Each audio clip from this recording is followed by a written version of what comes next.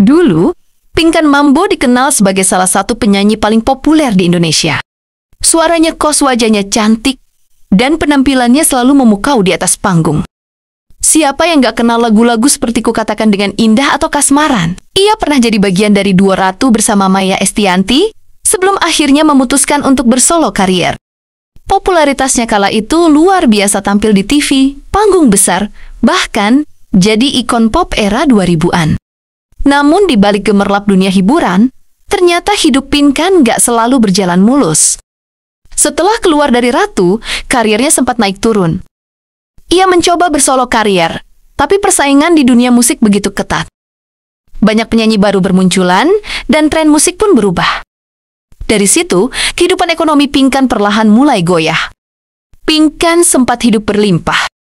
Rumah besar, mobil mewah, gaya hidup glamor, semua pernah ia punya. Tapi di satu titik, kondisi keuangannya menurun drastis. Beberapa tahun terakhir, Pinkan sempat viral karena penampilannya yang berbeda dari dulu. Lebih apa adanya, bahkan terkesan sederhana. Banyak orang kaget, karena dulu ia begitu bersinar. Sampai akhirnya publik dikejutkan dengan kabar bahwa Pinkan Mambo kini berjualan donat.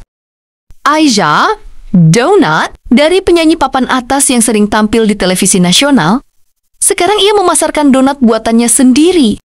Awalnya banyak yang mengira itu hanya konten atau gimmick untuk menarik perhatian. Tapi ternyata, itu benar-benar nyata. Pinkan memang berjualan donat demi menghidupi anak-anaknya. Dalam beberapa wawancara, Pinkan dengan jujur bilang bahwa ia memang sedang kesulitan ekonomi.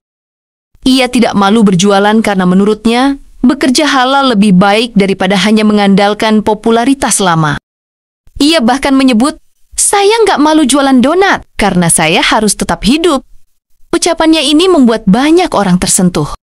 Dari seorang bintang besar yang dulunya dielu-elukan, kini ia harus berjuang dari nol. Sayangnya, perjuangan jualan donat itu pun tidak berjalan mulus. Awalnya ramai karena penasaran, tapi lama-lama sepi pembeli. Pinkan sempat mengaku bahwa usahanya bangkrut karena modal habis dan penjualan nggak balik modal. Ia merasa kecewa, tapi juga pasrah. Di titik itu, Pinkan kembali ke dunia hiburan dengan cara lain. Membuat konten di media sosial, tampil di podcast, dan kadang ikut acara televisi. Cerita Pinkan Mambo bukan cuma soal jatuh bangunnya seorang artis. Ini juga kisah tentang realitas hidup, bahwa popularitas itu nggak abadi. Dunia hiburan bisa memberi segalanya, tapi juga bisa mengambil semuanya dalam sekejap.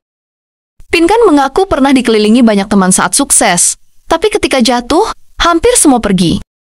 Hanya keluarga dan beberapa orang dekat yang masih bertahan di sisinya. Namun yang luar biasa, Pinkan tetap punya semangat tinggi. Meski sempat mengalami kebangkrutan, ia nggak berhenti mencoba.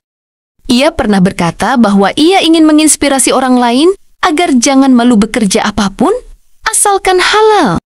Ia juga masih memiliki keyakinan bahwa rezeki bisa datang dari mana saja, bukan hanya dari panggung musik. Dalam beberapa kesempatan, Pinkan juga menunjukkan sisi religiusnya. Ia bilang bahwa perjalanan hidupnya adalah bentuk ujian dari Tuhan.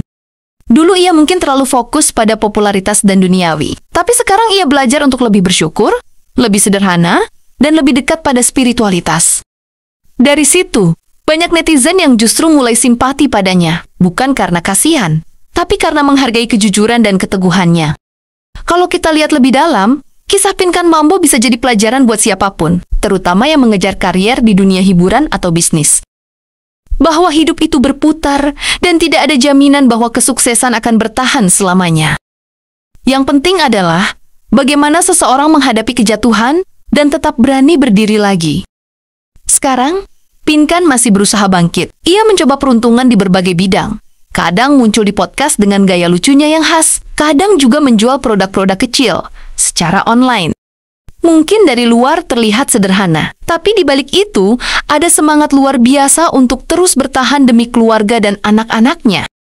Kisah Pinkan Mambo bukan sekadar tentang donat dan bangkrut. Ini adalah cerita tentang keberanian untuk menghadapi kenyataan, tentang menerima nasib tanpa kehilangan harapan.